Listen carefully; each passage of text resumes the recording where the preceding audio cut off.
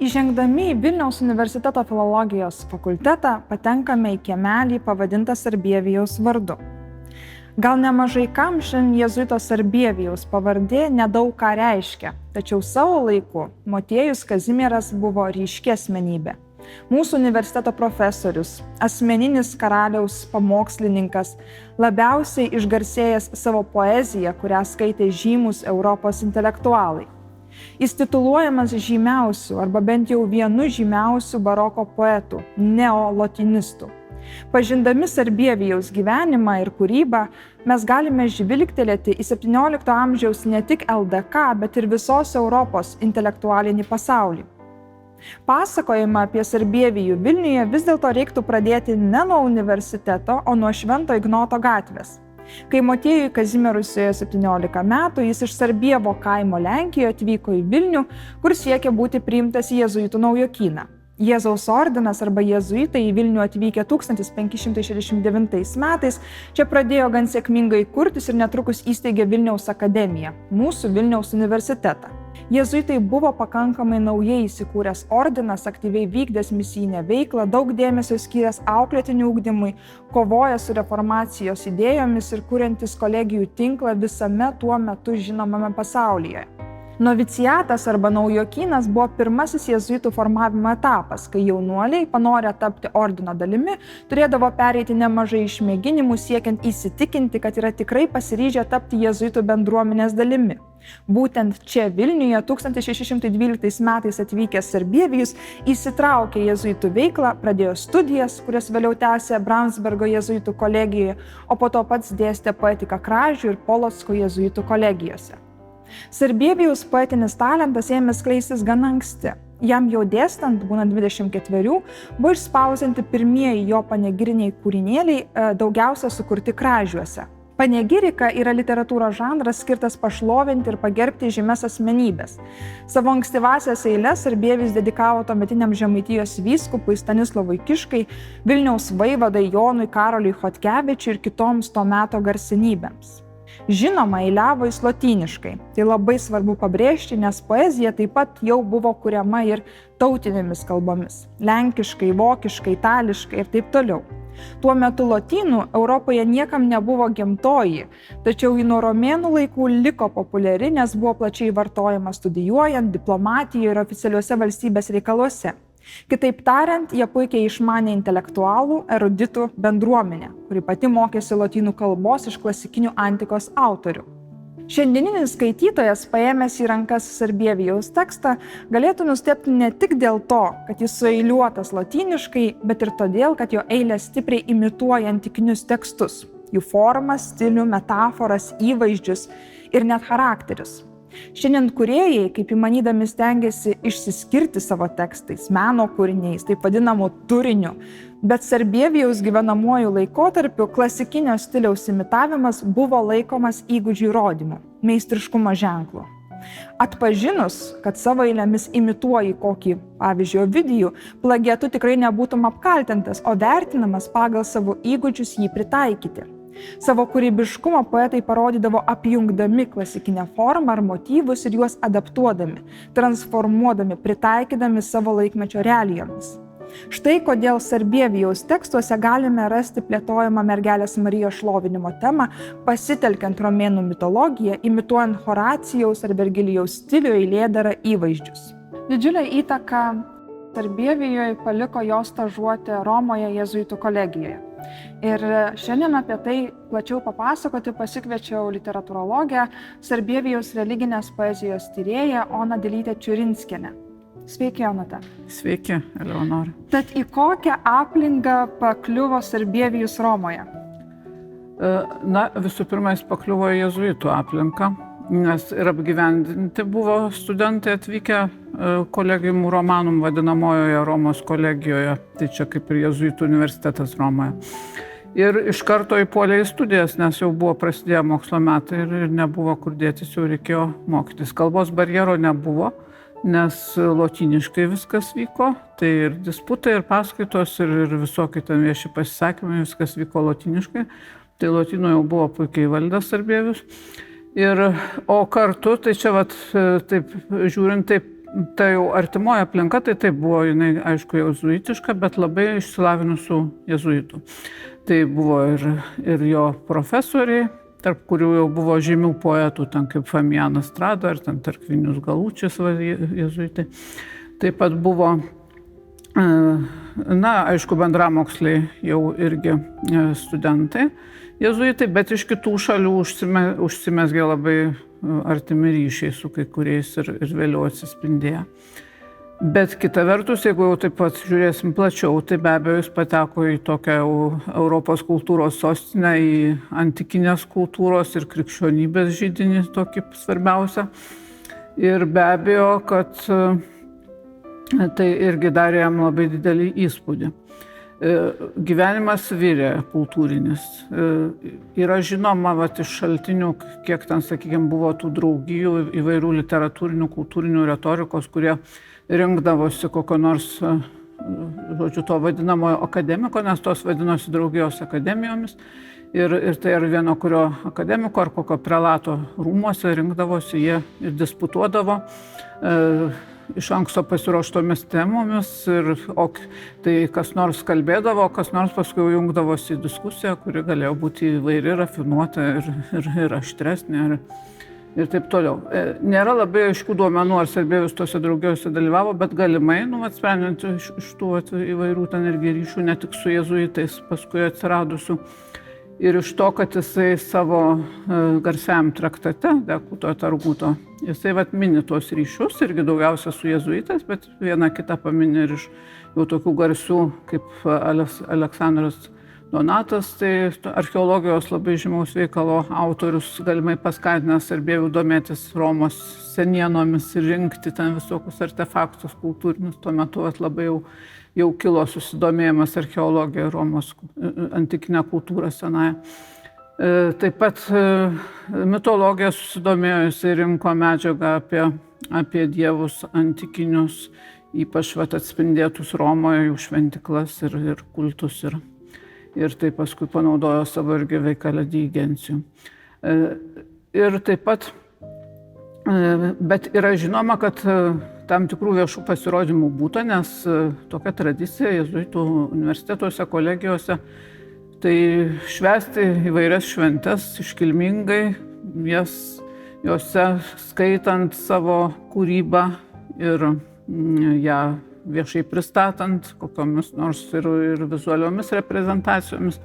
Tai tokių progų būta ir pavyzdžiui, yra išlikusi odė Serbėjaus sukurta anglui filosofijos, man regis jo metafizikos kursą baigusiam ir ginusiam tezes.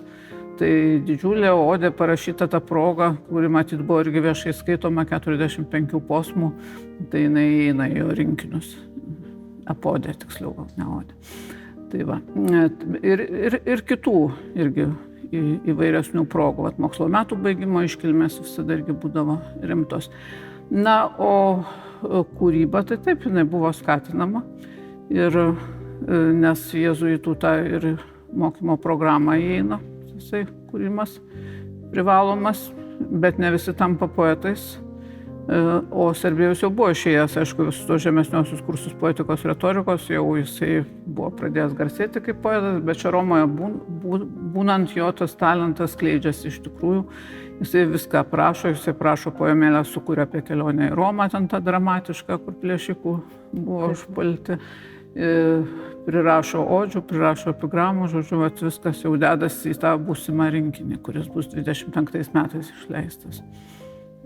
O papasakokit apie Sarbievijaus ir popiežiaus santykį, nes man rodos, kad mes visi esam girdėję tą, kad Sarbievijus buvo apdovanotas tą laurų vainiku iš paties popiežiaus. Tai kiek tos yra tiesos ir kiek legendos?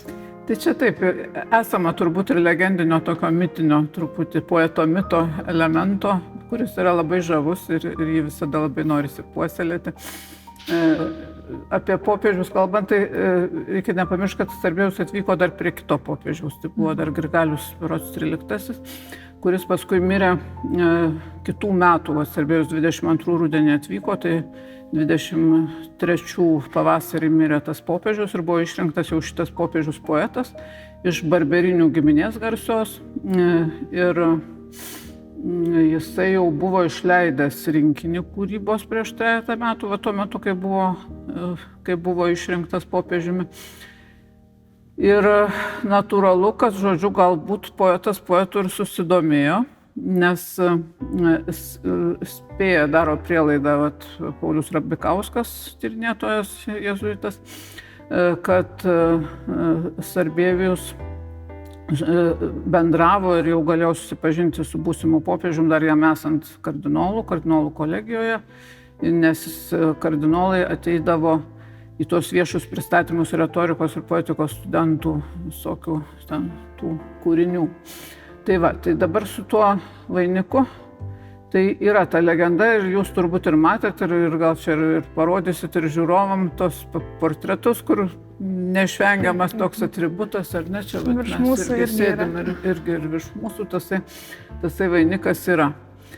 Tai turiu pasakyti, nuvildama turbūt dalį auditorijos, kad nėra tokio šaltinio, kuris jau patikimai pagrįstų tą apvainikavimo procesą laurų vainiku. Jis, aišku, jeigu jis buvo toksai turbūt labiau simbolinis, bet atidžiau tyrę tos Romos dokumentus tyrėjai sako, kad galbūt popiežius atsisveikindamas jam padovanojo žiedą, bet apie lauro vainiką niekur jokių įrašų nėra rasta.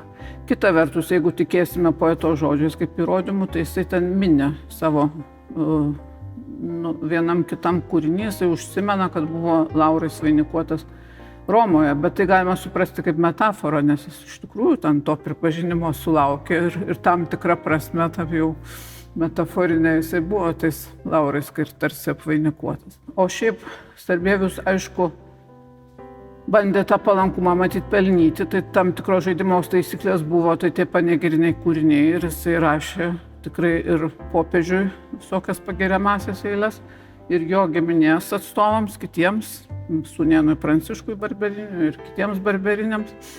Ir apie barberinių bites jų arba žodžius, arba elementą. Ir vieną tai labai gražią jau ten esą labai patikusią popiežiui odę sukūrė, kuri paskui jo 25 metų pirmajame rinkinyje buvo pati pirmoji, tai jinai sukurta sekant Horacijumi, jo žodžiu, šitą amžių giesmę ir tenais kalbam apie tai, kaip Urbonui atėjus jau į popiežius, kaip stoja aukso amžius į Romą ir Europą ir pasaulį. Tai tokių visokių yra, popiežiaus įvertinimą tam tikrą liudija ir tai, kad buvo įtraukęs į tokią komisiją Brevioriaus himnų reformos, šalia su tais jau ir mano minėtais kai kuriais 3, žodžiu, labai garsiais, 2 garsiais tais poetais, jėzuitais ir kartu vienu tuo retorium, žodžiu, taip, Jeronimu Petručiu, man atrodo jo. Tai tokių yra visokių liudijimų, bet paskui ten ta draugystė, jeigu jinai buvo, tai kažkaip irgi, matyt, staiga pasibaigė dėl tam tikrų aplinkybių.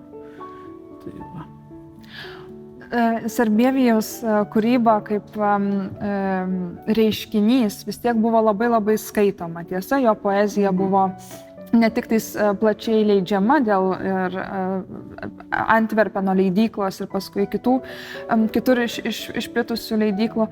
Tačiau kuo būtent europiečių intelektualus sužavėjo Sarbievijaus poezija? Kuo jinai išsiskyrė? Kas buvo tokio ypatingo?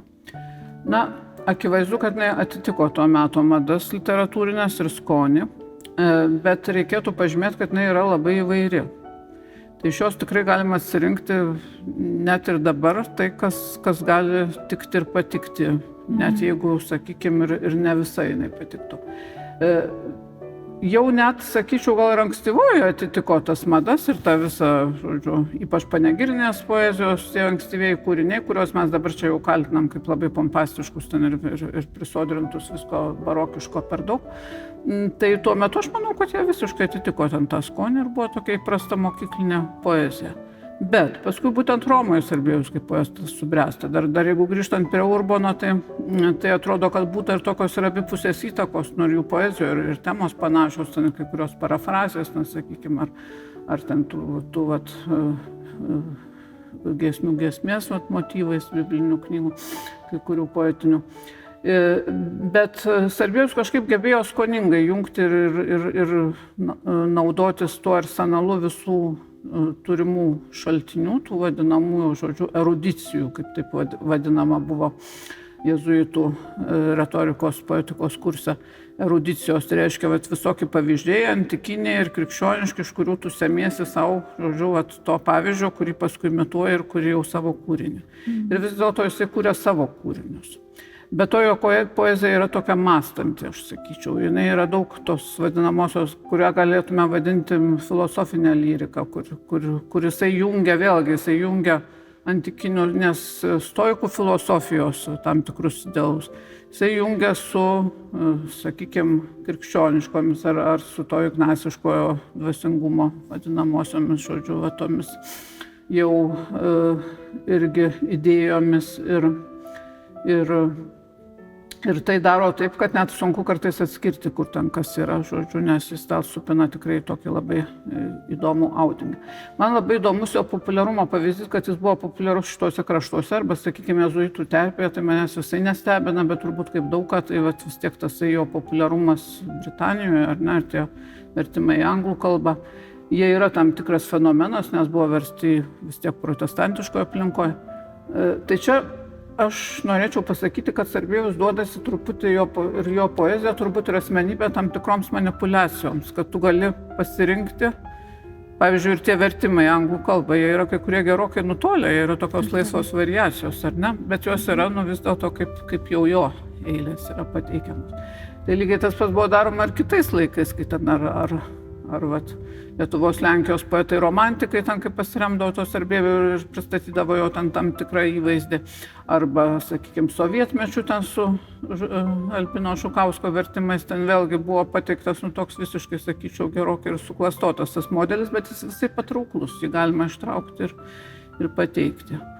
Tai va, ir netgi dabar vis dėlto ta poezija vis tiek negali prabilti, mano nuomonė. Kai Sarbievijus grįžo iš Romos, toliau dėstė Nesvyžiaus, Polocko jėzuitų kolegijose, kol ilgesniam laikui apsistojo Vilniuje.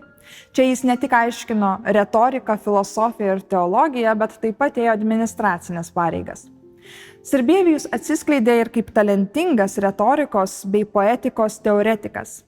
Jo pateiktos įžvalgos ir apibrėžimai prigijo, plito, buvo perrašomi, cituojami kitų akademikų. Tai, kad net ir šiandien mokiniai mokyklose susipažįsta su Sarbievijumi, nėra jokia naujovė, nes dar 17-18 amžiuje jis buvo cituojamas ATR mokykliniuose poetikos ir retorikos kursuose. Tačiau Europoje Sarbievijus išgarsėjo kaip krikščionių Horacijus, kai jo poezijos rinktinė buvo išspausdinta Antverpene Officina Plantiniana leidykloje. Tuo metu tai buvo viena prestižiškiausių spaustuvių visoje Europoje, garsėjusi savo spaudinių kokybę ir plačia distribucija. Tai įsivaizduokite, kad jūsų knygą šiandien išleistų Penguin Random House, HarperCollins ir panašiai. Sarbievijaus knygeliai frontispis arba tą antraštinį lapą su piešiniu sukūrė populiarus ir žymus dailininkas Pėteris Paulius Rubensas, vykdęs užsakymus leidėjui. Tad tai buvo didžiulio prestižo ženklas. Tikrai nedaug LDK autorių 17 amžiaus pradžioje ten galėjo spausdintis. Ir pirmasis 1632 metais pasirodęs leidimas buvo iššluotas, tad nuspręsta leisti antrą, dar mažesnio formato, tai ir patogesnį, pigesnį ir žinoma, kad lengviau parduodama. Iš tiesų, dažnai to meto poezijos knygos buvo leidžiamos nedideliu formatu, bet būtent tose mažose knygelėse slypėdavo didžios idėjos. Sarbievijaus lyrikos knygos 17-18 amžiuje pasirodė Paryžiaus, Varšuvos, Strasbūro, Kelno, Londono, Vroclavo ir žinoma, kad Vilniaus spaustuvėse. Ir kas dar įspūdingiau, kad Sarbievijaus kaip jėzuito kūrybą skaitė ne tik Romos katalikai, bet ir protestantai. Pavyzdžiui, yra išlikę 16-mečio Jonušo Radvilo susirašinėjimas su Sarbievijumi, kur didikas pasiginčė dėl nepatikusios, tai yra protestantizmą kritikuojančios epigramos. Jau 17 amžiaus vidury jo poezija buvo verčiama Britų salose, kur jėzuitų draugija buvo uždrausta. Tiesa, poemos buvo stipriai pakeistos, katalikiškas vietas adaptuojant, siekiant neutralizuoti įvaizdžius ir pritaikyti juos dominuojančiams protestantizmo atšakoms. Bet labai įdomu tai, kad tie išversti eilėraščiai Britams tapo Sarbievijaus vizitinė kortelė. Net dar XIX amžiaus pirmoje pusėje Londone leistame žurnale pavyko rasti eilutes, kurį Sarbievijų referuojama kaip įpažįstama kone kiekvienam studentui. Tad pavadindami jį literatūriniu influenceriu, nuomonės formuotoju, mažai perdėtume. Europos intelektualai skaitė Sarbievijų, juo žavėjosi, tad ir namuose jis buvo labai vertinamas. Jam buvo suteiktos garbingos Šventų Jonų bažnyčios pamokslininko pareigos. Karalius Vladislovas Vaza jį paskyrė savo dvaro pamokslininku. Kitaip tariant, populiarus ir talentingas poetas susilaukė vis daugiau visuomenės dėmesio. Man jo pripažinimą gerai iliustruoja 1636 metais vykusios jo doktorizacijos iškilmė Šventų Jonų bažnyčioje. Dalyvavo pats karalius, jo palyda, o pati bažnyčia buvo nepaprastai išpuošta, iliuminuota. Sarbievijus susirinkusią minią ir garbingus svečius stebino savo poetiniais įgūdžiais, grojo muziką, giedojo choras. Aš puikiai suprantu, kad šiandien man pačiai nėra lengva tapatinti su žmonėmis gyvenusiais ir kūrusiais prieš 400 metų. Pasikeitė papročiai, mados, socialinės struktūros, dominuojančios filosofinės idėjos ir taip toliau. Todėl bent minimalus to konteksto pažinimas mano galva yra būtinas. Tačiau yra dar vienas dalykas. Mes dažnai tas istorinės asmenybės tarsi užkeliame ant pjedestalo, sukurdami aplink jas nežemiškumo įspūdį. Jos kažkada kažkur buvo, kažką labai svarbaus nuveikė, susikoncentruojant į jų veiklos išskirtinumą. Tačiau išpopuliarėjus mikroistorijai, žvilgsniui pakrypus nuo svarbiausių istorijos įvykių ir į individualias žmonių istorijas, galbūt kažkam Sarbievijų būtų įdomu pažinti ir per jo asmeninį privatų gyvenimą.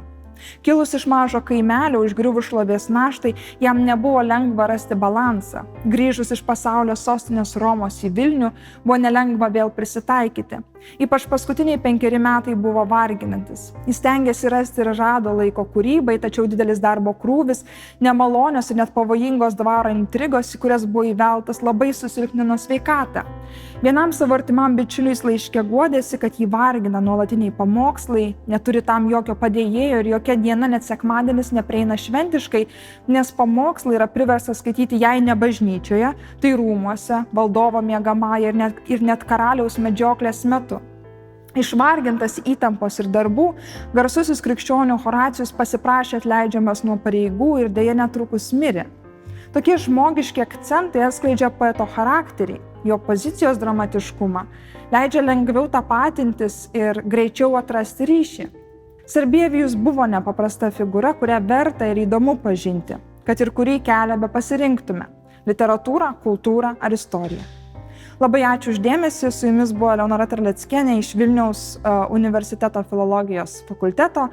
Jei turėtumėte klausimų, drąsiai rašykite man elektroniniu paštu.